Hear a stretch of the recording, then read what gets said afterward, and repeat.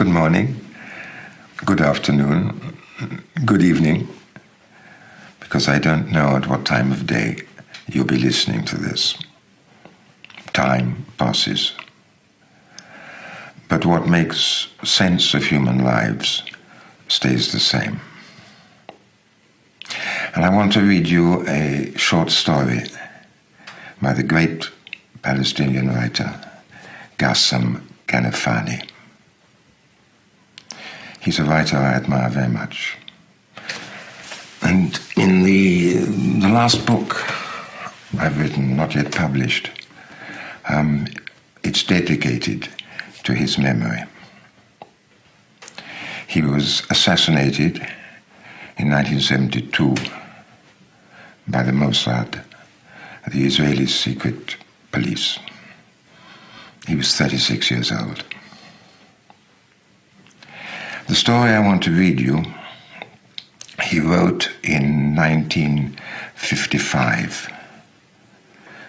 That's to say, 7 years after the Nakba, the great expulsion of the Palestinian people from their lands.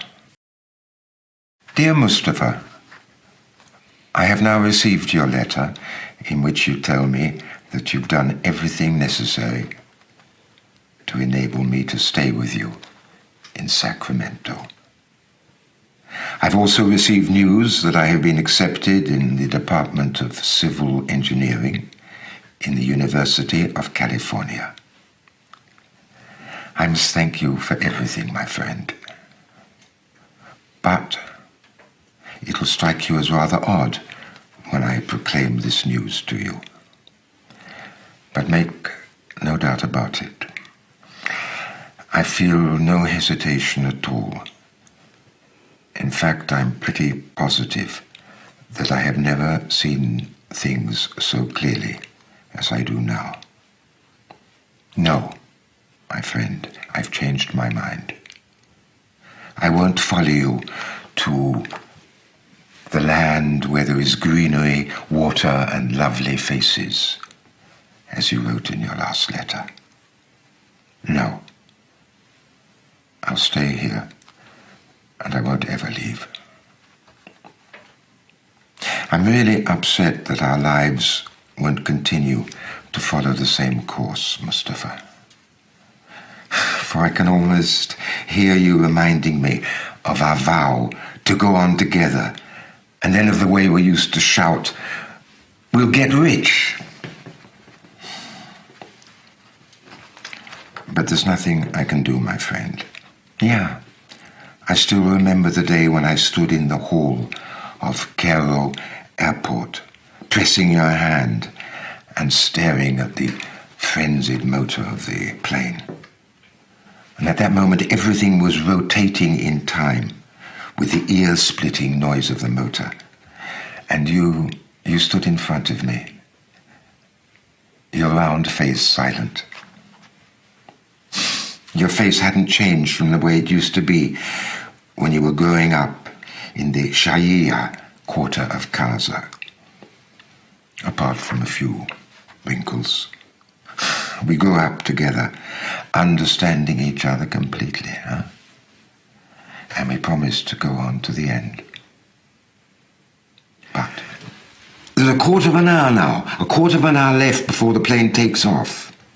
Don't look into space like that. Listen. You'll go to Kuwait next year, and you'll save enough from your salary to uproot you from Gaza and transplant you to California. We started off together, and we must carry on. I hear you saying that to me. I hear you. And at that moment, I was watching your rapidly moving lips. Yet in an obscure way, I felt that you were not completely happy with your flight. You couldn't give 3 good reasons for it. The Ministry of Education in Kuwait had given you a contract, though it hadn't given me one.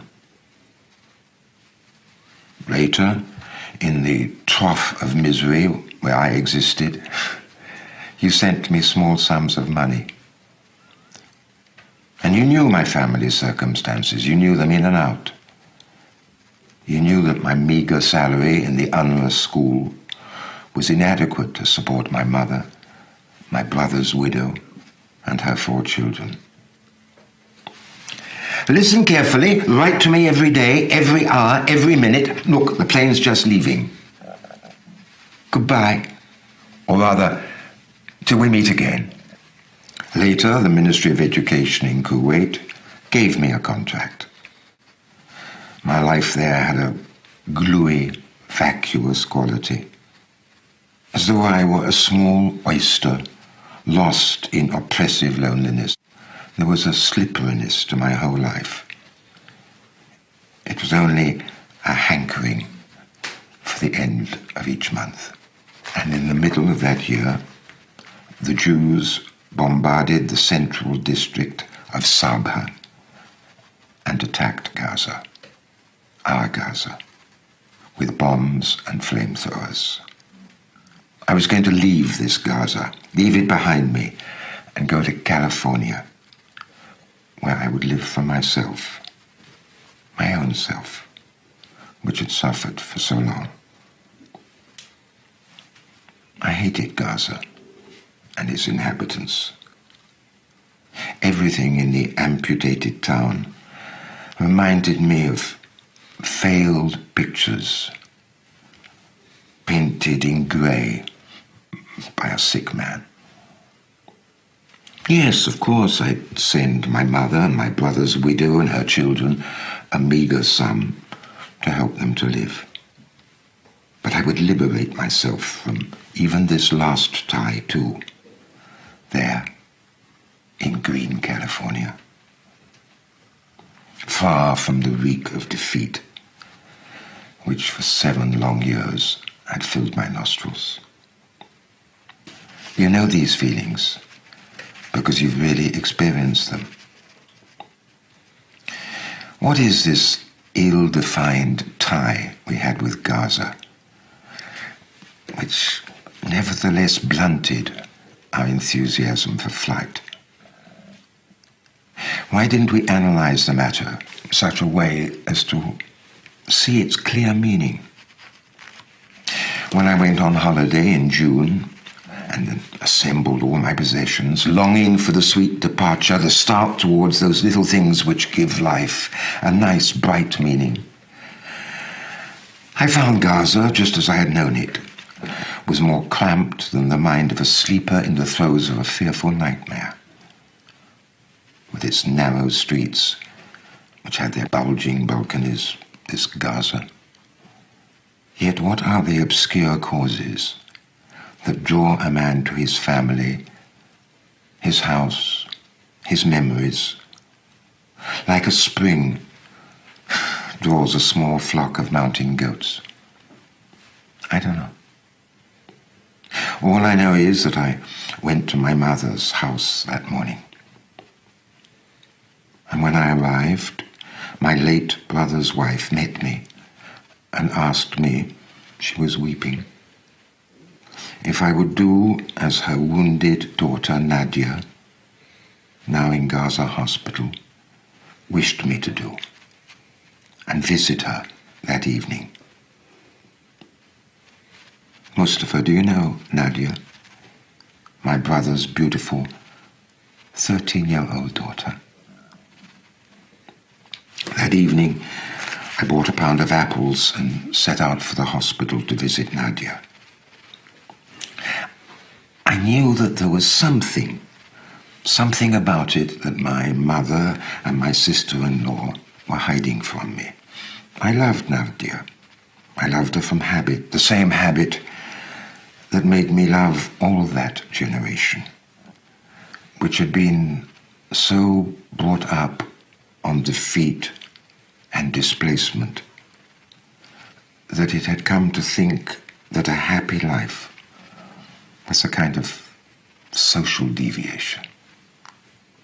I entered the white room, very calm. Ill children have something of saintliness, and how much more so if the child is ill as a result of cruel, painful wounds. and here Nadia was lying on her bed, her back propped up on a pillow, over which her hair was spread like a thick pelt. There was a profound silence in her wide eyes, and a tear always shining in the depths of her black pupils.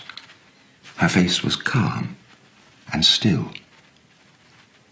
but eloquent, as the face of a tortured prophet might be. And Nadia was still a child, but she seemed more than a child, much more, and older than a child, much older. Nadia? I've no idea whether I was the one who said it, or whether it was someone else behind me, but she raised her eyes to me, and I felt them dissolve me like a piece of sugar that has fallen into a hot cup of tea. And together with her slight smile, I heard her voice. Uncle, have you just come from Kuwait? Then her voice broke in her throat, and she raised herself with the help of her hands and stretched out her neck towards me. I patted her back and sat down near her. Nadia, look, I brought you presents from Kuwait, lots of presents. I'll wait till you can leave your bed, completely well and healed, and then you'll come to my house, and I'll give them to you. I bought you the red trousers you wrote and asked me for. Yes, I bought them. It was a lie, born of the tense situation. But as I uttered it, I felt that I was speaking the truth for the first time. Nadia trembled, as though she had had an electric shock, and lowered her head in a terrible silence. I felt her tears wetting the back of my hand. Say something, Nadia, say something. Don't you want the red trousers? She lifted her gaze to me and made as if to speak, but then she stopped, gritted her teeth, and I heard her voice again, coming from far away. Uncle? She stretched out her hand, lifted the white coverlet with her fingers, and pointed to her leg, amputated from the top of the thigh. I went out of the hospital in Gaza that day. The blazing sun filled the streets with the color of blood. And Gaza was brand new, Mustafa. You and I never saw it like this. The stones piled up at the beginning of the Shahia quarter, where we lived, had a meaning. This Gaza in which we had lived, and with whose good people we had spent 7 years of defeat, was something new. It seemed to me just a beginning. I don't know why I thought it was just a beginning. I imagined that the main street that I walked along on the way back home, I imagined it was only the beginning of a long, long, long road leading to Safad. Everything in this Gaza throbbed with sadness, which was not confined to weeping. It was a challenge. More than that, it was something like reclamation of the amputated leg. I went out into the streets of Gaza, streets filled with blinding sunlight. And they told me that Nadia had lost her leg when she threw herself on top of her little brothers and sisters to protect them from the bombs and flames that had fastened their claws into the house. Nadia could have saved herself. She could have got out, run away, rescued her leg. But she didn't. Why? No, my friend, I won't come to Sacramento. And I've no regrets. No. And nor will I finish what we began together in childhood. That obscure feeling that you had as you left Gaza, that small feeling must grow into a giant one deep within you. It must expand. You must seek it in order to find yourself here among the ugly debris of defeat.